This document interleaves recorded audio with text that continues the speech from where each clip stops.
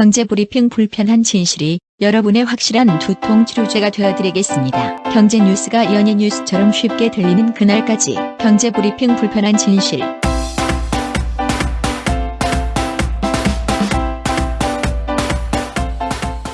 경제브리핑 불편한 진실 7월 26일 순서 시작하겠습니다. 가습기 살균제 공포가 아직 사라지지도 않았는데요. 또다시 충격적인 사실이 전해졌잖아요. 에어컨 필터요? 그렇죠. 최근 차량용 에어컨 공기청정기, 에어컨 이런 데 들어간 필터들이 다 가습기 살균제 사건을 일으켰던 것과 같은 물질인 OIT, 옥틸 이소티아졸론 이런 물질이 들어가 있다는 사실이 밝혀졌다고 해요. 그래서 막 난리가 났죠. 근데 이 제품들이 대부분 포스트잇으로 친숙한 세계적인 기업인 3M에서 만든 것으로 알려져가지고 지금 더 난리가 났잖아요. 예.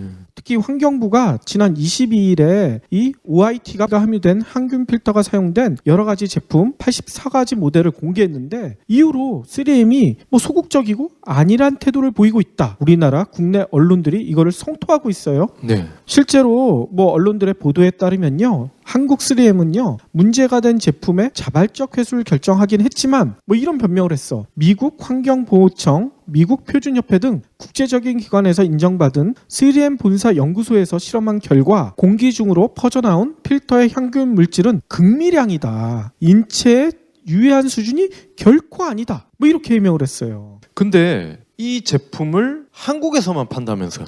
그러니까. 그거 왜 그럴까? 그게 문제예요. 한국에서만 판매하고 있고요. 그거 덕분인지 한국 3M 여기에서 지난해 매출액이요. 무려 1조 5,700억 원, 영업이익이 1,750억 원. 이렇게 많이 국내에서 수입을 올렸다는 거죠. 3M에서 나오는 것 중에 포스트잇 이런 거 있잖아요. 그렇죠. 포스트잇뿐만 아니라 여러 가지 방풍제라든지 본드라든지 생활 주변에서 쓰이는 여러 가지 제품들이 상당히 많잖아요. 근데 저는 언론들이 이렇게 보도한 거 이렇게 됐으면 3M이 약간 자성하지 않을까 이런 생각을 했었는데 제가 더 충격적인 사실을 발견을 했어요. 아까 얘기한 대로 차량용 에어컨 필터에도 이런 물질이 있을 수도 있다. 이런 얘기가 나왔었잖아요. 네. 그래서 마침 제가 썼던 에어컨 필터 봤더니만 OIT가 포함된 거야. 네.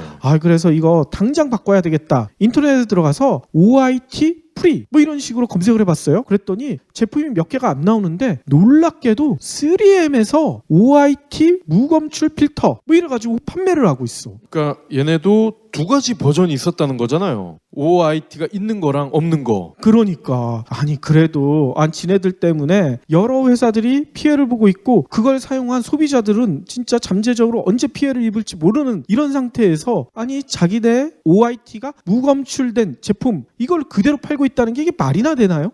낯짝이 정말 두껍네. 그러니까 저는 이거 보면서 저희가 예전 방송에서도 여러 번 말씀드렸었잖아요. 옥시라든지 폭스바겐 이어서 3M까지 우리 국민들을 진짜 개돼지로 보고 있는 게 아닌가 이런 생각이 들더라고요. 아니라고 하면서 그러죠. 국내에는 관련 규제가 없다. 그러니까 어쩌라고. 그러니까 우리나라 공무원들도 우리 국민들을 이렇게 보고 있는데 외국계 사람들이 당연히 이렇게 보고 있겠죠. 의심이 가요.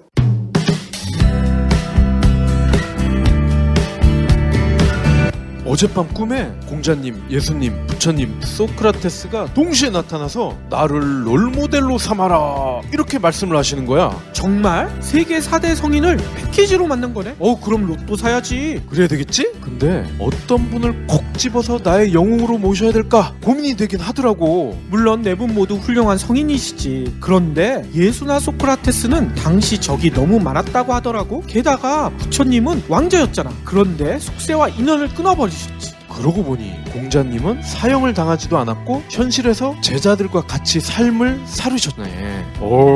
이렇게 심오한 생각을 언제부터 했던 거지? 사실 알고 봤더니 공자님이 평생 구직 활동을 하셨더라고. 자신의 이야기를 들어줄 수 있는 왕을 찾아다니시면서 나를 써주세요 이러고 다니셨거든. 공자님이야말로 지금 현대인들이 가장 공감할 수 있는 분이 아닐까 이런 생각이 들더라고. 공자님도 윗사람을 모셔야 하는 스트레스, 취직을 해야 하는 스트레스를 겪었다는 거구나. 나랑 공자님도 결국 같은 인간이었구나. 사실 며칠 전부터 내가 논어에서 얻은 것 이런 책을 읽고 있거든. 이 책을 보니까 보통 사람 공자의 모습이 디테일하게 나와 있어. 직장인의 신금을 올리는 미생 버전의 논어라고 할까? 미생 버전의 논어라.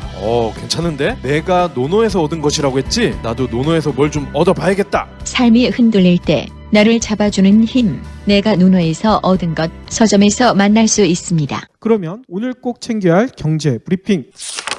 올 상반기 경제 성장률이요 0.7%로 집계됐대요. 이는 시장 예상치에 부합하는 수준이다. 뭐 이렇게 여러 언론들이 보도를 하고 있어요. 실제로 26일 한국은행이 발표한 2016년 2, 4분기 실질 국내 총생산은요. 올해 2분기 GDP가 전기 대비 0.7% 성장한 것으로 나타났대요. 이는 1분기보다는 0.2%포인트 상승한 것이라고 합니다. 근데 여러분들 생각해보세요. 2분기 때 정부가 무슨 짓거리를 했죠? 개별 소비세 인하하고 소비 진짜책 여러 가지 내놨잖아. 예. 그런데도 겨우 0.2%포인트 상승한데 그쳤다는 거예요. 사실상 실효가 없었다. 그렇게 볼 수가 있겠네요. 그렇죠. 일단 부분별로는요. 민간 소비가 늘긴 늘었대요. 내구재와 의류 등 준내구재 소비가 늘면서 전기 대비 0.9% 증가했습니다. 이는 지난 1분기에 9개월 만에 역성장했던 민간 소비가 정부 내수 진작 효과 등으로 다시 반등했다. 일부 언론들은 이렇게 호평을 하고 있는데 실질적으로 보면 이게 얼마 늘지도 않은 거 아니야. 이게 무슨 효과가 있었는지 참 의심이 가요. 특히 가장 큰 문제는요. 국내 총소득이라고 있잖아요. GDI 이거는 전기 대비 0.4% 감소했대요. 이는 2011년 1분기 이후 5년 3개월 만에 감소세로 돌아선 거라고 합니다.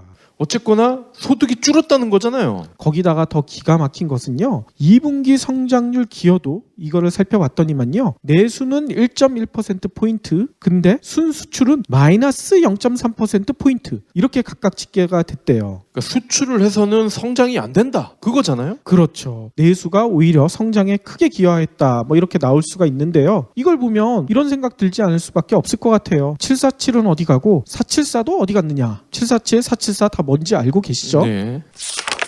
다음 소식입니다. 서울 아파트 매매가 대비 전세가 비율이 7년 6개월 만에 하락한 것으로 나타났습니다. 오늘 KB국민은행이요 7월 전국 주택가격 동향 조사 결과를 발표했는데 7월 전세가율이 6월보다 0.3%포인트 하락을 해서 74.8%를 기록했어요. 이 전세가율이 하락한 거는 2009년 2월 이후 처음이라고 합니다. 그래요? 그러니까 전세가율이란 얘기는 그거죠. 아파트가 1억이다. 근데 전세가가 7천만 원이다. 그러면 70%라는 얘기죠. 그렇죠. 8천만 원이면 80%. 그런데 이게 7년 6개월 만에 떨어졌다는 얘기입니다. 아니 이렇게 전세가율이 하락한 이유가 있을 것 같아요. 아무래도 전세가격 상승률보다는 매매가격 상승률이 높았기 때문이겠죠. 7월 전세 가격은 6월에 비교를 했을 때 0.24%가 올랐습니다. 반면에 매매가는요 2배가 넘어요. 0.54%가 올라버렸어.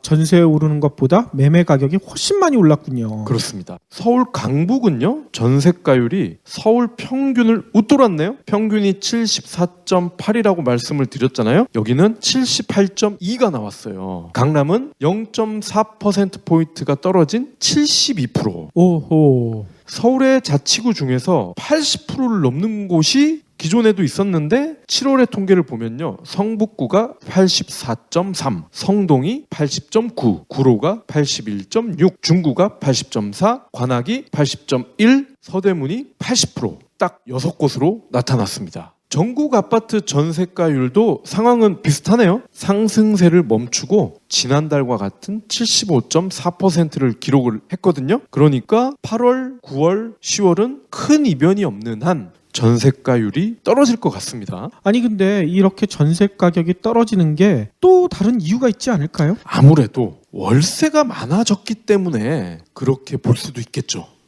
다 월세로 전환했기 때문에 전세가율을 계산을 해야 되는데 계산할 전세가 없어.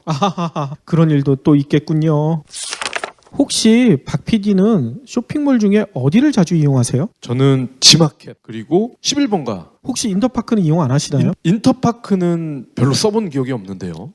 그러면 박 PD는 메일을 아직 못 받으셨겠군요. 저는 인터파크에서 벌써 사과 메일이 왔어요. 예. 뭐냐면 고객 정보가 또 털렸거든. 털렸어요? 예, 경찰청 사이버 안전국이요. 지난 5월 인터넷 쇼핑몰 인터파크에 DB 서버가 해킹당해가지고 회원 정보 1,030만 명의 아이디와 이름, 전화번호, 생년월일, 이메일 주소 등 개인정보가 유출된 것으로 확인하고 수사 중이라고 이렇게 밝혔습니다. 저도 메일 온 거 보니까 확인해 보래요. 그래서 저도 확인을 해봤더니만 아이디, 이름, 휴대전화번호, 그 다음에 이메일 주소 이렇게 털린 걸로 나오더라고. 피디님 건 털어봤자 뭐 나올 거 없잖아요. 나올 게 없는 게 아니라 제 아이디나 뭐 이런 개인정보는 너무 많이 돌아다니고 있기 때문에 뭐 새삼스럽지도 않아요. 예전에 네이트 때도 걸렸고 옥션 때도 걸렸고 다 걸렸더라고. 아무튼 경찰청에 밝힌 바에 따르면요, 해커는 다수의 인터파크 직원에게 무차별적으로 악성 코드를 심은 이메일을 보내는 이런 수법을 쓴 것으로 보고 있대요. 그러니까 이 중에 인터파크 직원들 중에 한 명이라도 이 메일을 열게 되면 악성 코드가 회사 내부 DB 서버에 침투하게 되고 해커는 이를 통해서 원격으로 시스템을 조작할 수 있게 된다.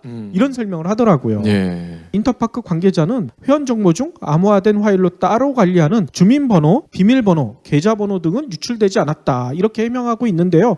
이것도 조사를 더 해봐야 될 것 같아. 믿을 수가 없는데. 그렇죠. 그리고 인터파크는 지난 12일에 빼돌린 개인정보 및 유출 사실을 외부에 공개하겠다 이러면서 금품을 요구한 해커의 협박을 받고 이 피해 사실을 처음 알게 됐다. 그래서 경찰에 신고했다 이렇게 설명을 했어요. 그 얘기는 해커가 돈을 요구하지 않았으면은 지들만 알고 넘어갔었다 이렇게 볼 수도 있겠네. 그럴 수도 있죠. 아무튼 그러면 아까 제가 제 개인정보 다 털렸다고 했잖아요. 네. 지금까지 국내에서 일어난 개인정보 유출 사건 이걸 봤더니만요, 가장 규모가 컸던 게 2014년 KB국민, NH농협, 롯데카드 이 회원 정보가 1억 건 이상 새나간 사건이래요. 저도 여기서 두 군데가 털렸잖아. 국민은행, 롯데카드 다 털렸더라고요. 저는 이상하게 다 빗나가네. 그래요? 또 같은 해 KT 고객센터 홈페이지가 해킹당해서요 1200만 명의 개인정보가 유출됐다고 했는데 이때도 또 털렸어. 그 다음에 온라인 쇼핑몰 티몬에서 회원 113만 명의 전화번호 등이 해킹으로 유출됐다 했는데 이때는 다행스럽게도 안 털렸더라고. 예.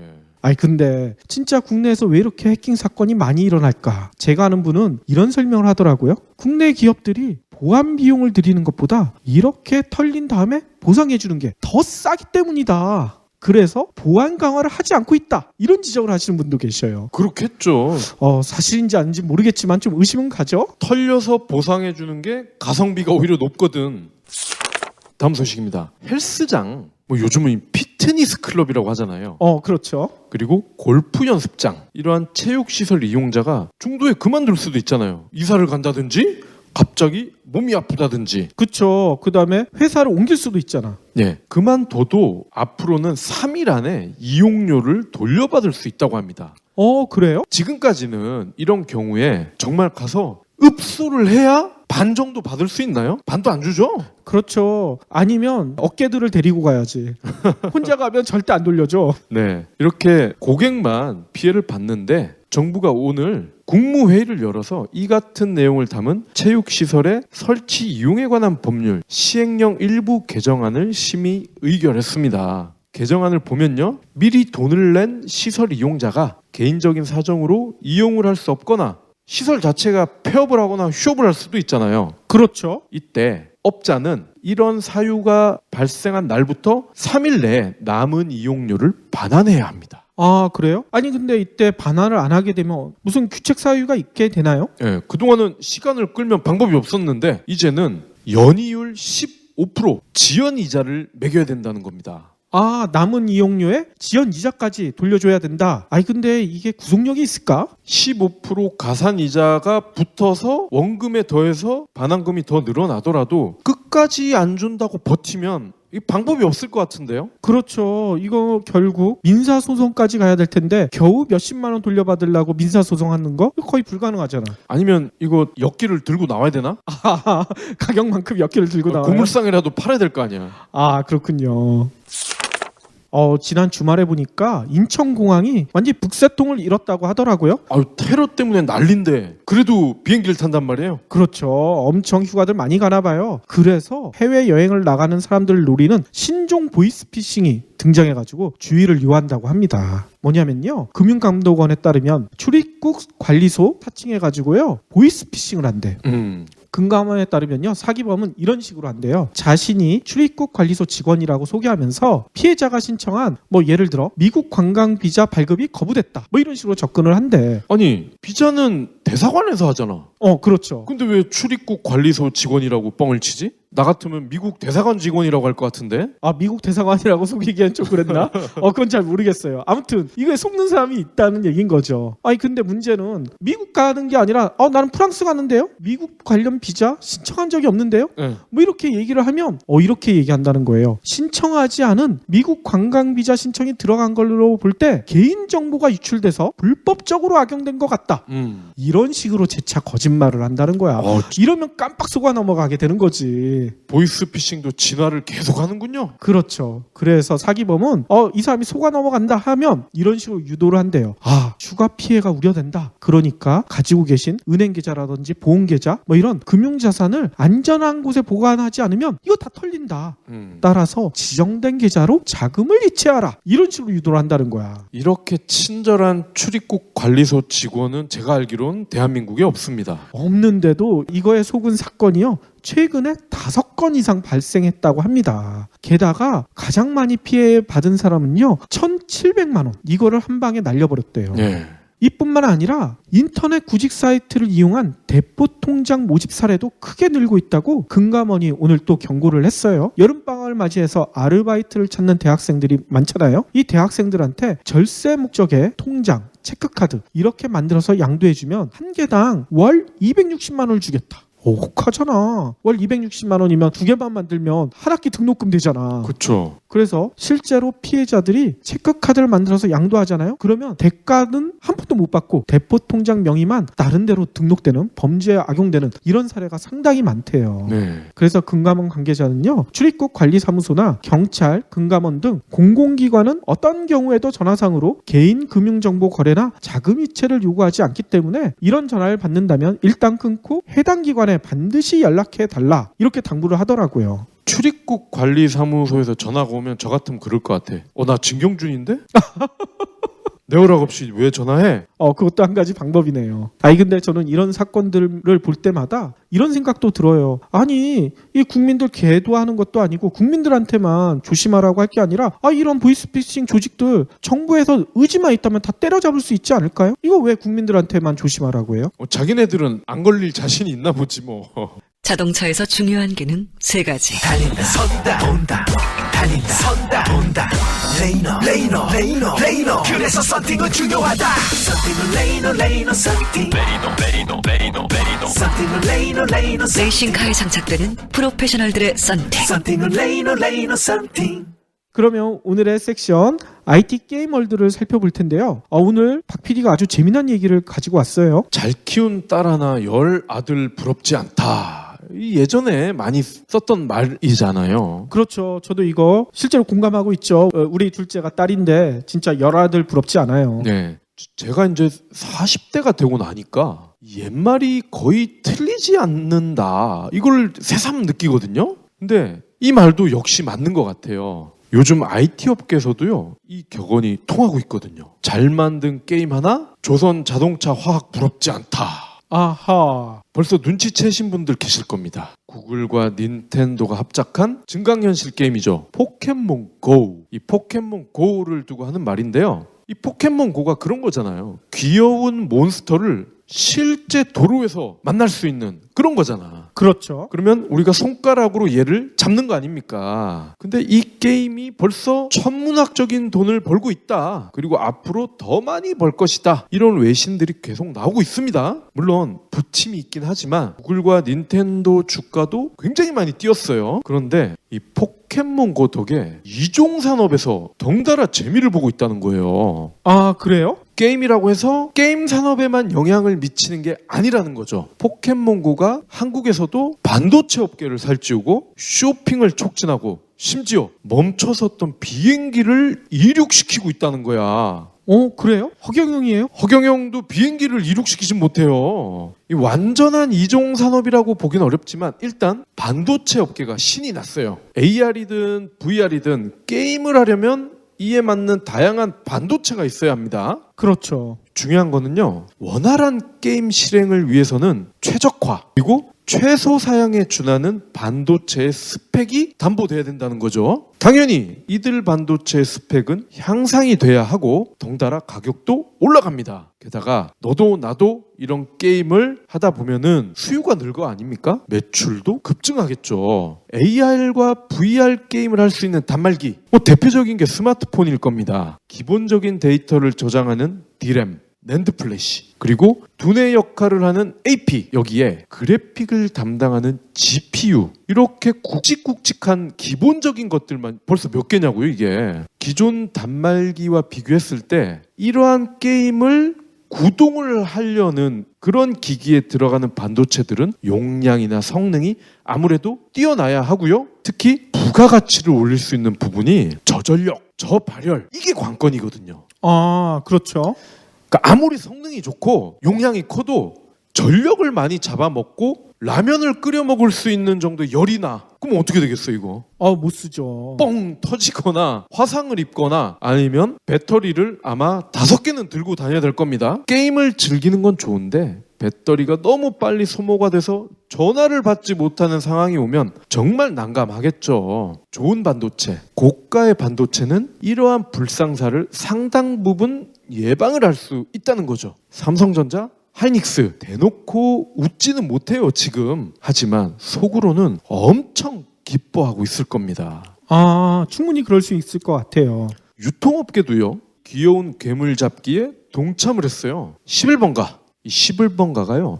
포켓몬고 게임에서 착안한 이벤트를 현재 진행 중인데 이름이 11몬고야. 에이? 이건 또 뭐예요? 베껴도 너무 심하게 베꼈어. 11몬고. 11번가 스마트폰 앱에서요. 쇼핑을 하다가 11몬이라는 몬스터가 나타나면 바로 얘를 터치를 하면 잡을 수가 있다고 합니다. 아하. 이거 딱 포켓몬고 방식을 그대로 베낀 거 아닙니까? 스포츠, 생필품, 가구, 이러한 11번가 쇼핑 카테고리 곳곳에 그리고 기획전 코너 곳곳에 11몬이 숨어 있는데 이 캐릭터를 획득한 다음에 응모를 하면 경품을 준대요. 근데 경품이 장난이 아니야. 가장 빨리 11몬을 잡은 사람에게는요 150만 원짜리 해외여행 상품권을 준대. 그래요? 그리고 11몬을 11마리를 잡으면요 130만 원 상당의 해외 여행권을 준대. 거기다가요 속초 왕복 버스 티켓 장바구니 쿠폰을 선물합니다. 아하. 11마리를 어떻게 잡어? 날고 기는 사람이 널렸을 텐데 하면서 포기하실 분들이 계실 텐데요. 6마리만 잡아도 11번가 포인트를 지급한다고 합니다. 그렇군요. 저도 빨리 이거 11번가 앱 실행시켜가지고 11몬 잡아야 되겠네요. 네. 항공업계도 한 다리를 걸쳤어요. 이스타항공 아시죠? 있죠. 이스타항공이요. 김포 양양, 강원도 양양이죠. 김포 양양 노선을요 31일부터 8월 25일까지 약 한 달간 부정기편을 운항을 하는데 이 이스타항공이 알고 보니까 중국에 특화된 항공사더라고요. 그래요? 그러니까 중국에서 들어오는 중국 관광객들을 엄청 실어 나를 수 있는 조건을 가지고 있는데 이 중국 관광객들을 속초로 보내겠다는 거야. 포켓몬 잡아라? 그렇죠. 양양에 공항이 있잖아요. 근데 이 양양 바로 옆 동네가 속초더라고요. 그렇죠. 그래서 중국 관광객들에게 속초로 보내서 포켓몬고를 사냥할 수 있도록 비행기를 띄운다는 거 아닙니까? 그렇군요. 근데 부정기편이면 가격이 비싼 거 아니에요? 최저가가요 15,000원부터 시작한다고 합니다. 비행기인데? 물론 편도 기준입니다. 15,000원이면 고속버스보다 쌀 것 같은데요? 특급 호텔도 동참을 했어요. 신라스테이, 이 신라 호텔이 하는 일종의 비즈니스 호텔이죠. 울산에 점포가 있나 봐요. 신라스테이 울산점이요. 포켓몬고 게임을 즐기기 위해서 울산을 찾아온 관광객을 위해서 포켓몬고 헌터를 위한 서든어택. 이거 뭐 게임이 이름이 2개가 들어가 벌써. 이런 이름을 내건 프로모션을 8월 15일까지 진행합니다. 신라는 호텔에서요 간절곶이라고 아주 유명한 곳이 있죠. 간절곶까지 매일 1회 왕복 셔틀버스를 운영하고요. 게임 편의를 위해서 휴대용 보조 배터리 여기에 와이파이 에그를 선착순 지급한다고 합니다. 아, 간절 곳에서 포켓몬을 즐길 수 있다. 이 소식이 전해지면서 그렇죠. 이렇게 하나 보죠. 이 소식이 나오자마자 울산 그리고 신라호텔 여기서 벌써 지금 활발하게 움직임이 일어나고 있어요. 아까 말씀드린 그 속초는요. 이거 진짜 저도 믿을 수가 없었는데 속초시 공무원들이 벌써 포켓몬고를 즐길 수 있게 지도를 만들었다는 거예요. 아하. 지도를. 공무원 하면 되게 게으르고 그죠? 자기 할 일 아니면 안 하는 걸로 이렇게 인식이 돼 있는데 포켓몬고 지도를 만들었다는 거 아닙니까? 울산도 마찬가지고요. 재밌는 거는요. 이 신라스테이에서요. 고객 중에 몬스터를 20마리 이상 잡은 분들에게는요. 곰인형을 선물로 주고요. 오호. 개인 SNS로 신라스테이 울산 나 여기서 잤다 인증 사진을 올리거나 간절 곳에서 이 포켓몬고를 즐긴 모습을 담은 사진을 해시태그와 함께 게시를 하면 추첨으로 신라스테이 전 지점에서 이용 가능한 숙박권을 준다고 합니다. 이거 괜찮겠네요.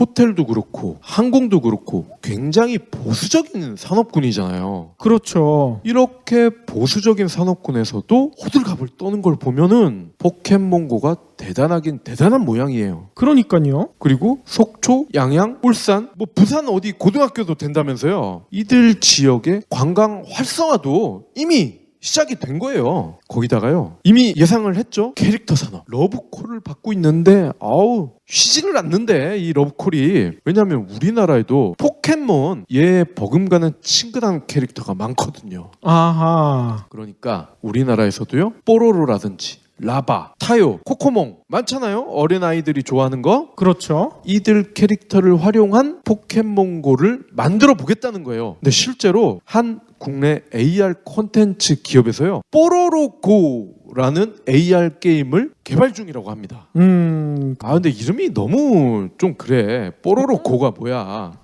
포켓몬고랑 똑같잖아. 그러니까요. 차라리 뽀로로가 간다 이런 거 좋지 않아요? 그래도 나는 일개 AR이든 VR이든 모바일이든 이런 게임이 뭔가를 비즈니스를 주도한다. 파급력이 크다. 이거 실감이 안 나는데 하시는 분들이 계실 텐데요. 영국의 시장 조사 기관 중에 디지캐피털이라는 곳에서요. 마침 글로벌 VR, AR 시장 규모를 전망을 했더라고요. 얘네가 전망을 한 걸 보니까 올해 이 시장이요 40억 달러 우리 돈으로 4조 7천억 원. 근데 4년 뒤인 2020년에는 무려 176조 원. 이게 몇 배야?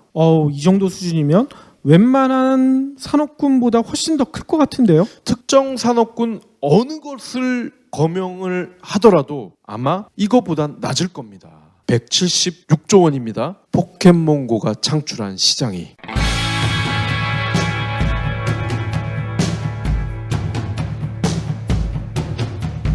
경제브리핑 청취자 여러분 안녕하세요. 요즘 비밀독서단이란 TV 프로그램에 단원으로 출연 중인 신기주입니다. 본업은 남성지 에스콰이어의 기자이고요. 동시에 한 아이의 아빠이기도 하죠. 정신없이 하루를 보내는 평범한 40대 중년입니다. 40%. 사물의 이치를 깨달아 세상 일에 흔들리지 않는 나이. 정말 그런가요? 저는 40대가 되니 더 흔들립니다. 더 세차게 흔들립니다. 20, 30대에 생각했던 이상이 현실에서 많이 뒤집힙니다. 소위 말하는 40알이 중이죠. 선배로서, 어른으로서, 기자로서 그런 고민, 그런 아쉬움이 있을 때마다 글을 썼습니다. 그 글을 묶어 남자는 무엇으로 싸우는가 라는 제목의 책을 냈습니다. 아빠와 남자 사이에서, 본능과 제로 사이에서, 희망과 절망 사이에서 40대 남자들이 흔히 겪는 삶의 주제, 남자의 본능과 속성들, 40대가 되니 비로소 깨닫게 되는 것들에 대한 이야기입니다. 저는 그저 그런 중년 아재로 남지 않기로 했습니다. 아재로 남기 싫은 40대 이야기. 남자는 무엇으로 싸우는가. 도서출판 한빛비즈.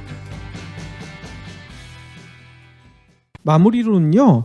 어제 저희가 시작했던 한빛비즈와 만드는 컨텐츠 두 번째 시간을 진행할까 하는데요. 업무의 장기술 중에 두 번째 기술을 한번 알려드리도록 하겠습니다. 두 번째 기술은요. 제목이 이렇게 돼 있어요. 서류는 80%만 완성해서 제출한다. 아니 100%가 아니라 80%? 좀 뭔가 이상하지 않으세요? 너무 이상한데요? 그렇죠. 이 책에서는 이 80%만 완성해서 제출하는 것을 80% 기술 이렇게 설명하고 있더라고요. 예. 아니 도대체 왜 이렇게 할까? 일단 방법은 이렇게 한대요. 상사한테 무언가를 제안할 때 자신의 모든 생각을 서면에 담지 않는다. 그러니까 만드는 파일, 뭐 파워포인트나 이런 데 담지 말라는 얘기인 것 같아요. 80%는 쓰고 20%는 굳이 집어넣지 않는 게 업무 노하우다. 이렇게 설명을 해요. 도대체 왜 그럴까? 혹시나 그 20%가 문제가 돼서 상사한테 혼을 나는 게 아닌가? 이런 생각도 들지 모르겠는데 여기선 이렇게 설명을 합니다. 이 20% 그러니까 제출하지 않은 20%야말로 상사의 비판이나 새로운 제안을 받아들일 수 있는 여지가 된다. 이렇게 설명을 해요. 너무 완벽한 보고서를 내면 상사가 오히려 구박을 한다는 거군요. 그렇죠. 자기가 할 일이 없어지니까. 맞습니다. 따라서 이 80%의 기술은요, 상사를 배려하는 기술이다. 이렇게 설명을 해요. 그러니까 여러분들도 생각해 보세요. 부하 직원이 어떤 제안서를 거의 100% 내가 손 하나도 댈 수 없을 정도로 완벽하게 만들어서 가지고 왔어요. 네. 기쁠까요? 안 기쁠까요? 저는 좋을 것 같은데. 좋을 것 같지만 내 자리가 없어질 수도 있다. 이런 두려운 생각도 들잖아. 저게 감히 예전에 저희가 남자는 무엇으로 싸우는가에서 대엽놀이 알려드렸었잖아요. 많이 컸네. 예, 그랑 똑같은 거야. 자신의 존재 가치를 부정하는 저런 말도 안 되는 후배 뭐 이렇게 생각하게 되잖아요. 그렇기 때문에 제안서를 제출할 때는 상사가 야 너 이거 잘 만들었는데 요거는 조금 보충하는 게 좋지 않겠어? 이런 20% 여지가 있는 게 좋다는 얘기인 거죠. 저는 그 20%를 보충 안 해도 되는 직원을 더 좋아할 것 같은데. 그래요? 근데 생각을 해보세요. 부하 직원이 거의 100% 완벽한 제안서를 가지고 왔었을 때 나 자신도 내가 상사라고 했었을 때 위에 있는 상사한테 또 보고를 해야 되잖아. 네. 근데 이거를 내 의견을 하나도 넣지 않고 우리 후배가 이렇게 만들어 왔어요. 이렇게 내밀 수는 없잖아요. 후배가 이렇게 해왔지만 내가 요거를 좀 보충해가지고 이렇게 만들었습니다. 자기도 자기 상사한테 그렇게 얘기를 해야 되잖아. 그리고 그렇게 했었을 때 윗상사가 이 제안서 뭐가 마음에 안 든다 했었을 때도 그 상사는 아니다. 요거 이렇게 보충하면 훨씬 더 좋은 제안서가 될 수 있다. 이렇게 방어막을 쳐줄 수가 있잖아. 상사가 제안서에 애착을 느낄 수 있게 만드는 기술 중에 하나가 80% 기술이다. 이렇게 설명을 하고 있어요. 그럴듯해 보이면서도 저는 경험이 없어서 그런지 항상 100% 완벽한 것만 제출했나 보죠? 근데 저 같으면 그럴 것 같아요. 여지가 물론 없겠지만 쟤는 왜 이렇게 일을 잘해? 만약에 사장이라든지 그러면 그러죠. 제가 가르쳐서 그렇죠. 그런 방법도 있을 수는 있어요. 아무튼 저는 이걸 보면서 또 이런 생각도 들더라고요. 저희가 경제브리핑 불편한 진실 진행하면서 너무 완벽하게 하면 여러분들이 재미가 없잖아. 여러분들이 댓글로도 지적을 하고 이거 두 PD가 모르는 것 같네. 이런 얘기들도 남길 수 있는 여지를 만들어 드려야 되지 않을까. 그래서 저희가 방송하는 것도 80%만 하고 있지 않은가 이런 생각도 들거든요. 그러면은 청취율이 뚝뚝 떨어질걸요?